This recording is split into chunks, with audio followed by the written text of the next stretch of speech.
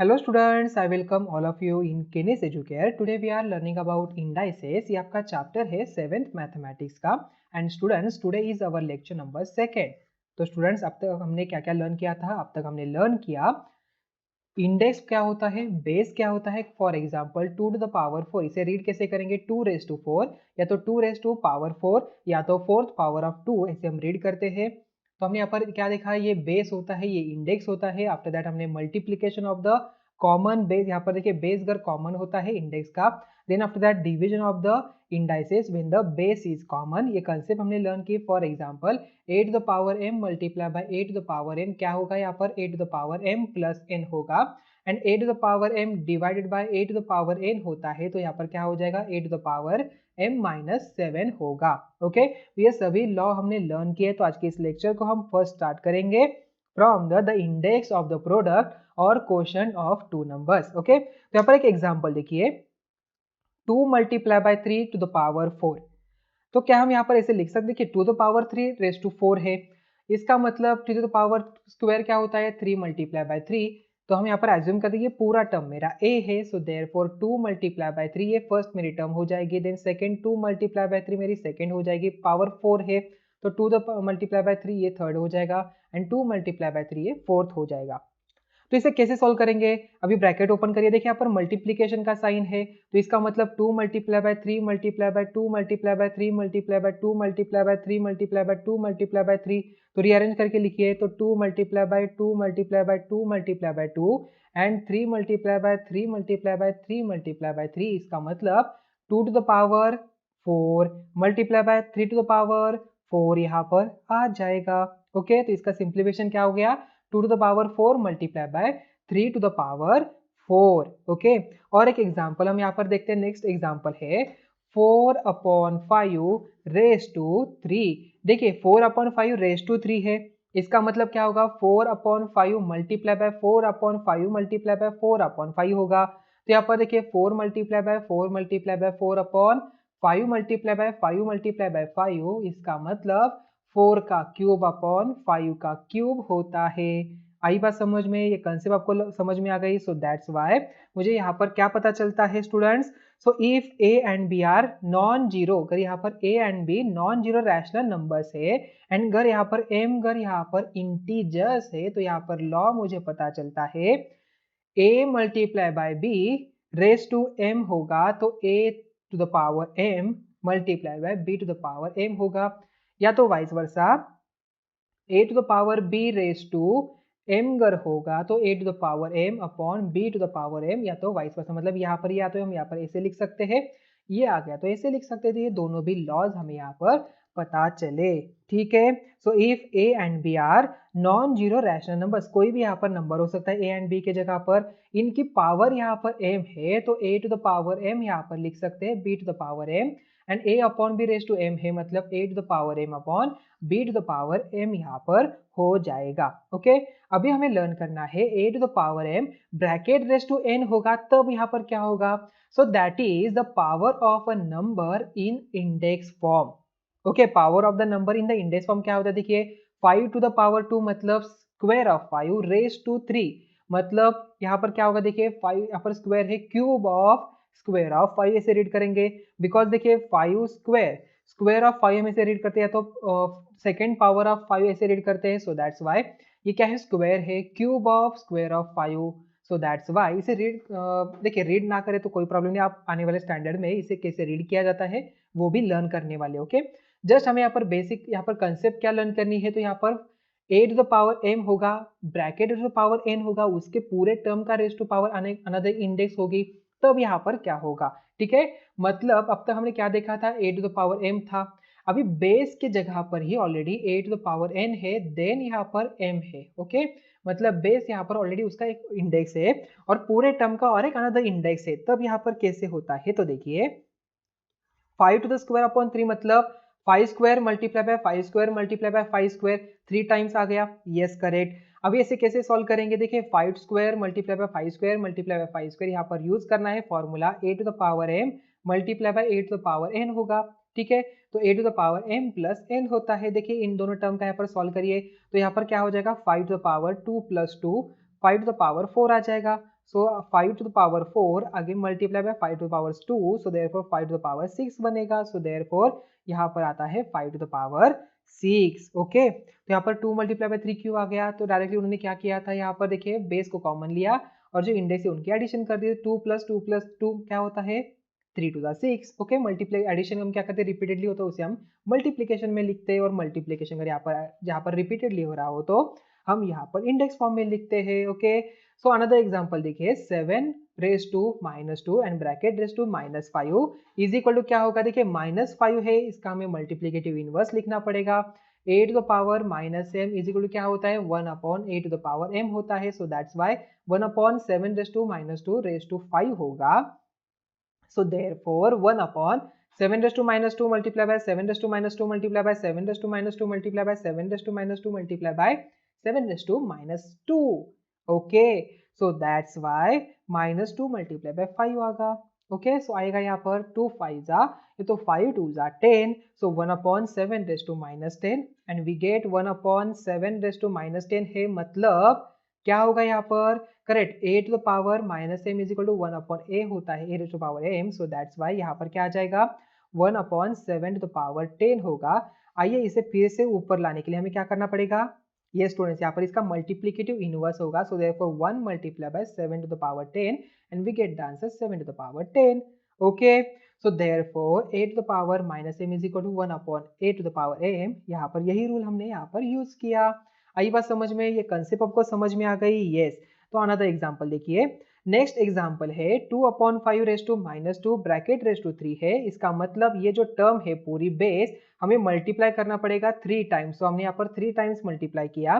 Then यहाँ पर देखिए इंडेक्स यहाँ पर क्या दिया है -2 है, यहाँ पर 3 है, so that's why 2/5 raise to -2 2/5 raise to -2 2/5 raise to -2, so therefore 2/5 -2 plus -2 plus -2 क्या होगा 2 3 जा 6, माइनस देखिए यहाँ पर क्या हो जाएगा ऑड नंबर है, so that's why it is a -1, so therefore 2/5 raise to -6 यहाँ पर हो जाएगा। हमने ऑलरेडी रूल देखा था, अगर यहाँ पर a टू द पावर यहाँ पर -5 है तो इसका आंसर क्या हो जाता है, इसका answer a to the power -5 का आंसर माइनस में ही आता है। अगर यहाँ पर a टू द पावर -6 है मतलब इवन नंबर है तो यहाँ पर पॉजिटिव में आंसर आता है। ओके, ये रूल भी हमने यहाँ पर ऑलरेडी लेक्चर में लर्न किया था प्रीवियस लेक्चर में। Then a to the power m raise to n हो तो यहाँ पर रूल क्या बनता है a to the power m multiply by a to the power m multiply by a to the power n up to how much times, यहाँ पर n times, so therefore a to the power m plus m plus m plus up to how many times m times, so that's why we get the law. अगर यहाँ पर a to the power m bracket raise to n है, सो we can easily से like that a to the power m multiply by n, इन दोनों number का क्या होता है प्रोडक्ट होता है। आई बात समझ में? यस। तो आप यहाँ पर डायरेक्टली ये लॉ यूज कर सकते हो। ओके, तो यहाँ पर मुझे क्या पता चला, if a is a non zero rational number and m and n are integers, then a to the power m raise to n है इज इक्वल टू क्या होता है a to the power m multiply by n, मतलब a to the power m n यहाँ पर हो जाता है। Yes, correct. आई बात समझ में? तो स्टूडेंट देखिए लॉज ऑफ इंडाइसेस, अब तक हमने कितने सारे लॉज यहाँ पर लर्न किए, तो उसे जस्ट यहाँ पर रिमाइंडर करने के लिए देखिए, रिमेंबर करने के लिए यहाँ पर मैंने एक साथ ही यहाँ पर लिखे हैं। आपको क्या करना है, आपकी नोटबुक आपके साथ लेनी है, जल्दी से मेरे साथ ही लिखिए, आपके नोटबुक में पहले लिखिए laws of indices, star mark करिए। Then if a is a non zero number and m and n are integers, integer क्या होता है -3 -2 अप टू 0 एंड 1 2 3, ये सभी पॉजिटिव निगेटिव एंड जीरो, ये सभी इंटीजर्स होते हैं। देन फर्स्ट लॉ हमने लर्न किया था a to the power m multiply by a to the power n is equal to क्या होगा a to the power m plus n होगा। अगर यहाँ पर a to the power m divided by a to the power n होता है तो इसका लॉ क्या होता है a to the power m minus n होता है। ठीक है, ये वाला सेकेंड वाला। Then after that a to the power 1 है, मतलब हम डायरेक्टली उसे a लिखते हैं। अगर यहाँ पर a का इंडेक्स में यहाँ पर 0 होगा तो इसका आंसर होता है 1 a to the power m, but यहाँ पर -1 होते हमें क्या करना है उसका इनवर्स लेना है multiplicative. Then a b raise to m मतलब a का b raise to m multiply by b का बी रेज टू m होगा। a upon b upon raise to मतलब देखिए यहाँ पर क्या होगा m a upon b raise to m यहाँ पर होता है, इसका मतलब a to the power m upon b to the power m। Then after that a to the power m multiply by n is equal to क्या होगा, m and n का product होगा, सो therefore a raised to m multiply by n यहाँ पर होता है। And in last a upon b raise to minus m है, तो यहाँ पर क्या हो जाता है answer, a upon b raise to minus m, मतलब इसका मल्टीप्लीकेटिव इनवर्स क्या होता है, 1 upon a upon b raise to m होता है। अगेन इस पूरे टर्म को मुझे न्यूमरेटर में लाने के लिए क्या करना पड़ेगा, इसका अगेन इनवर्स लेना पड़ेगा, so that's why b upon a raise to m यहाँ पर इसका आंसर बनता है। आई बात समझ में? तो ये सभी लॉज आपके नोटबुक में होने चाहिए, आपको ये सभी ध्यान में रखने हैं, बिकॉज ये आने वाले स्टैंडर्ड में 8th स्टैंडर्ड में भी आपको ये अलग सा चैप्टर है इंडाइसेस का, उसमें आपको ये सभी रिकॉल करने पड़ेंगे, इसलिए आप यहाँ पर अच्छी तरह से अभी ही बेसिक कंसेप्ट अच्छी तरह से क्लियर करिए, ठीक है।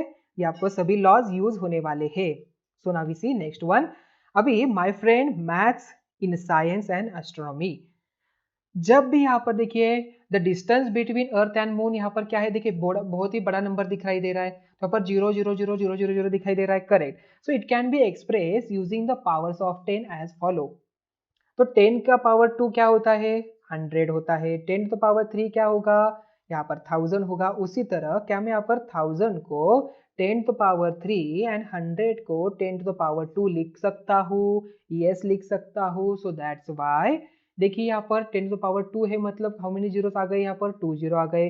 10 टू द पावर 3 है, मतलब हाउ मेनी जीरोस आ गए, यहाँ पर 3 जीरोस आ गए। इसका मतलब 1 2 3 4 5 6 जीरो है, तो क्या मैं यहाँ पर 10 टू द पावर 6 लिख सकता हूँ, यहाँ पर यस लिख सकता हूँ। Therefore 384 multiply by 10 to the power 6, और मुझे और एक लेना है तो 38.4 multiply by 10 to the power 7 लिख सकता हूँ, या तो 3.84 multiply by 10 to the power 8 हम यहाँ पर लिख सकते हैं। इसे हम क्या कहते हैं, स्टैंडर्ड फॉर्म कहते हैं, okay. The diameter of an oxygen atom is given below in millimetres 0.000000000000356। How many zeros are there, कितने जीरोस है जल्दी से बताओ। देखिए 1 2 3 4 5 6 7 8 9 10 11 12 and 13. How many there are? 13. So we can write as 0.356 multiplied by 10 to the power minus 13.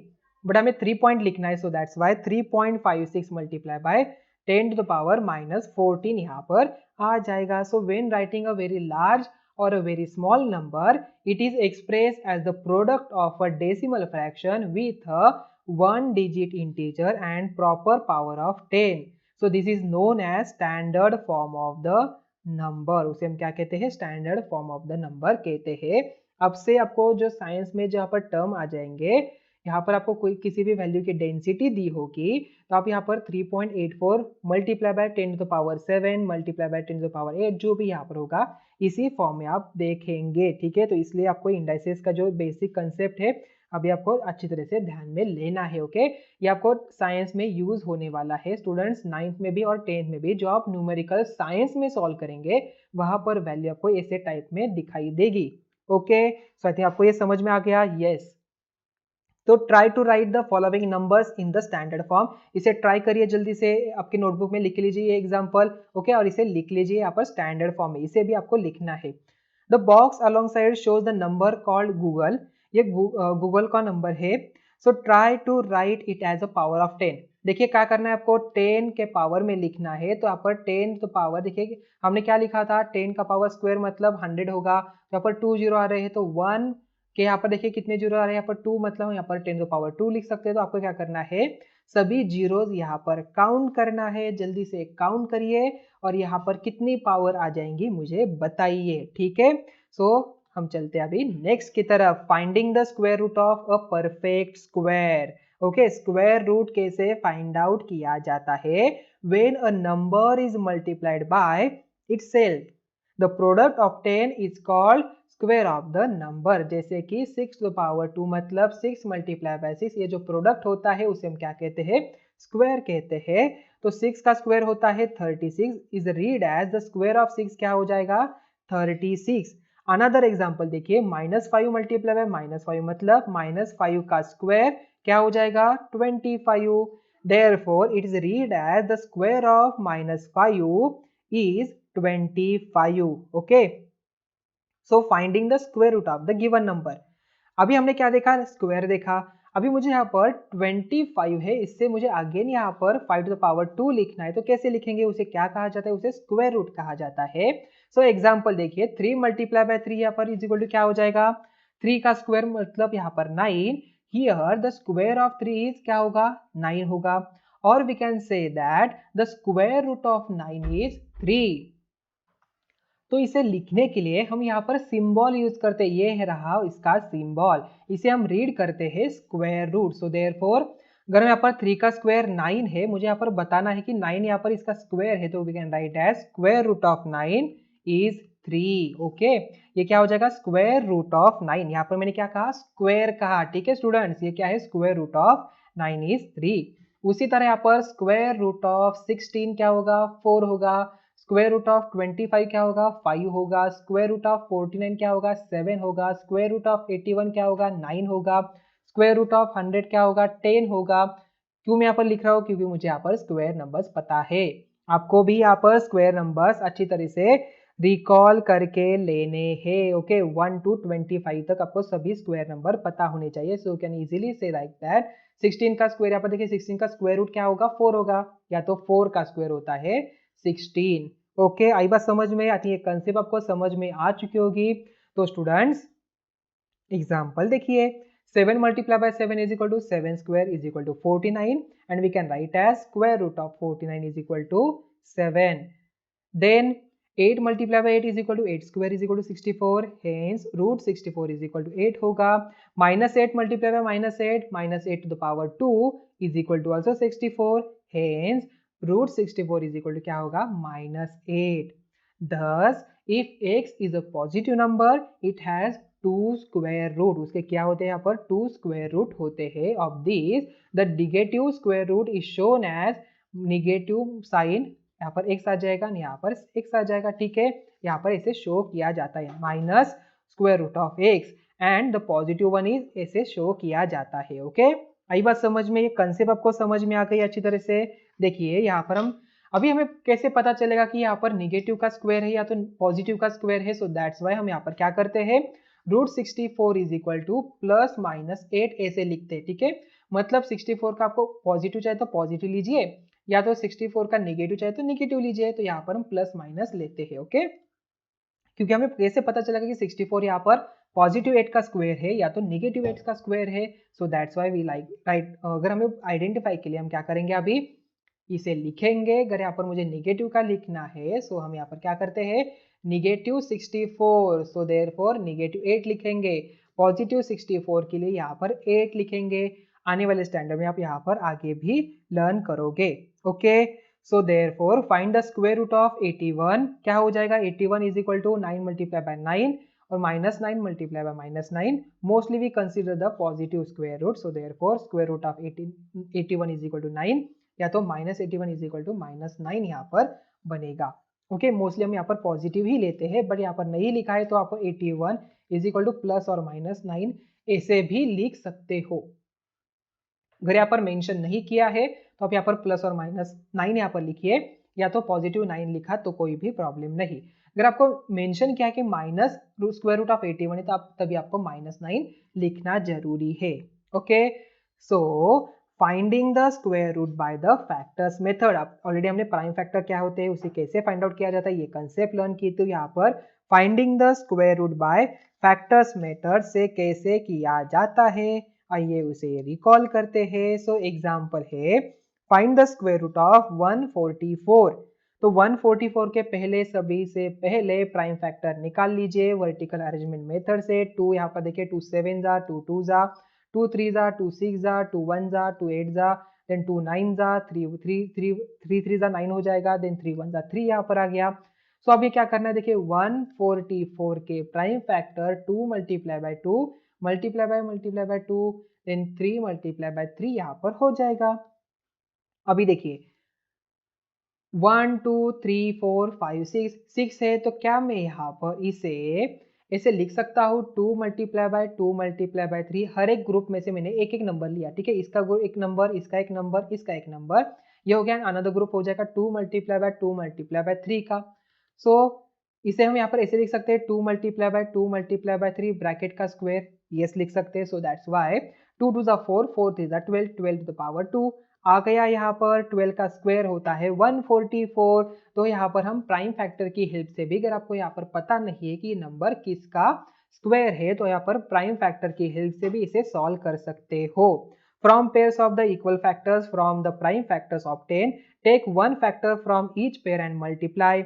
So 2 multiplied by 3 we get 12. So therefore square root of 144 is equal to हमें मिल जाता है 12. Okay, next example देखिए, finding the square root of 324, ये हो जाते हैं इसके prime factor. So therefore prime factor of 324 is equal to 2 multiply by 2 multiply by 3 multiply by 3 multiply by 3 multiply by 3। क्या करना है आपको, यहाँ पर देखिए दो ब्रैकेट में इसे वैल्यू लिखिए, सेम सेम दोनों ब्रैकेट में भी सेम ही होना चाहिए, ठीक है। सो 2 मल्टीप्लाई बाय, यहाँ पर 2 ला लीजिए, 3 मल्टीप्लाई बाय, यहाँ पर 3 multiply by 3 multiply by 3। So therefore 2 multiply by 3 multiply by 3 we can write a square. तो 3 टू द 6, 6 3 द 18। सो यहाँ पर 18 का स्क्वायर आ गया, yes. So therefore 324 it's a square of 18। So that's why square root of 324 is equal to बनता है 18। तो students यही मेथड, यही न्यूमेरिकल्स आपको सॉल्व करने हैं 8th स्टैंडर्ड में चैप्टर नंबर 1 में या तो 2 में, ठीक है।